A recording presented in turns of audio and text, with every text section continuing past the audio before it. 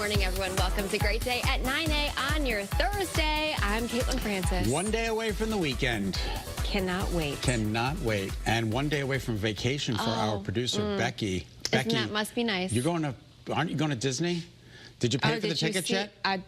Oh, thank gosh, because we got a story coming up about the rates going up at Disney. Isn't that crazy? Whoa. Wow, it's like $200, and then if you want a prime holiday, $224. It's for one person. Very expensive. How do you take a family there? All right, let's take a look at the weather. We've got some issues going on in the forecast department. First alert live radar scans the state dry. We do want to bring to your attention there is a freeze warning in effect tonight through tomorrow morning for everybody with the exception of the immediate shoreline. And even along the shoreline, there could be some patchy frost. So look, this is going to signal the end of the growing season.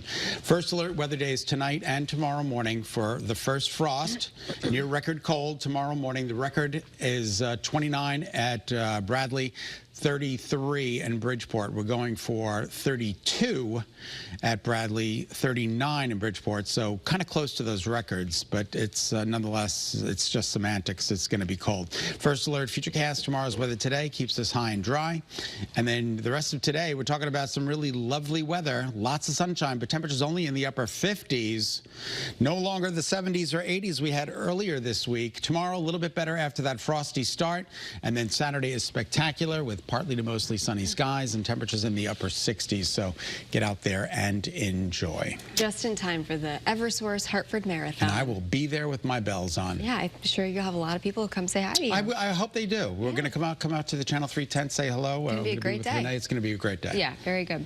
All right, let's switch gears a little bit here. 9:02, our top story today. Police say they arrested the man accused of killing both of his parents in Waterbury. Yeah, this is a story we've been following since early this week. Javian Adams was arrested after investigators claim he broke into a house in Watertown. Now he's facing murder charges. So as that investigation continues, domestic violence prevention advocates trying to raise awareness of the potential warning signs. Your reporter Taylor Knight reveals what to look out for.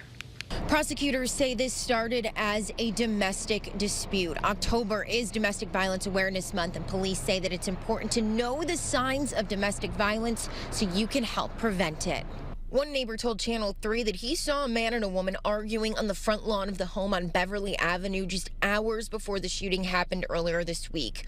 Prosecutors shared in court that the family was having an argument about finances, saying that they have video of Javian Adams being accused of taking money from the house. If you are worried about someone, you should check in on them regularly.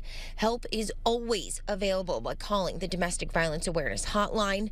And if you're worried about your own safety or someone else's, call police immediately. And Waterbury police are meeting with advocacy groups next week to help the community better understand domestic violence. Your reporter in Waterbury, Taylor Knight, Channel 3 Eyewitness News. It's a tough subject, but very important to talk about. You can hear from that homeowner, too, in Watertown. He says that suspect, Adams, broke into his garage. He's looking for food, apparently. That's what he said. He must have had a refrigerator in his food, but it wasn't well stocked.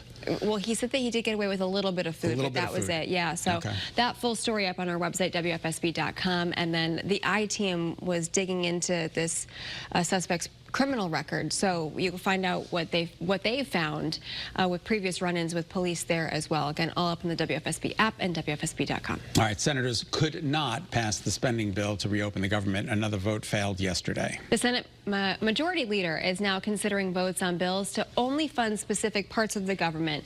Democrats, though, still looking for that proposal to restore health care funding. The shutdown now having an impact on air travel. We've been talking about this for a couple days now, but so far those issues have not trickled to Bradley International Airport here in Connecticut. CBS News reports an air traffic controller shortage is even worse right now because of the partial shutdown. Controllers are considered essential workers and have to come in to work. But there have been an increase in call-outs, sick calls, over the past several days. That's leading to flight delays and cancellations across the U.S. All right, again, Bradley officials say there are no issues there right now, and things were busy, typically busy at 4 or 5 o'clock this morning. When they get those flights out before 6. Yep. So if your flight is canceled, you have the option to get a full refund instead of rebooking. Driving or taking the train might be a better option for some trips, so you might want to think into that. Yeah, depending on where you're traveling. I know I was in Philadelphia. My flight got canceled. I was like, get me a rental car, and I drove back to Hartford. I mean, that's not a terrible drive, yeah, you know, when you're thinking about it. Yeah. So, okay. Okay. Okay. Well, speaking of things that cost you money, it's going to cost you more. Oh, no. I know. We were just talking about this to get to the happiest place on earth. Disney is raising ticket prices. Did you hear that? They're raising ticket prices for peak days at the theme parks in Florida and California. Costs will vary depending on when you plan to visit and if you're headed to Disneyland in Anaheim or Walt Disney World in Orlando. Right now, a single-day ticket is about $199.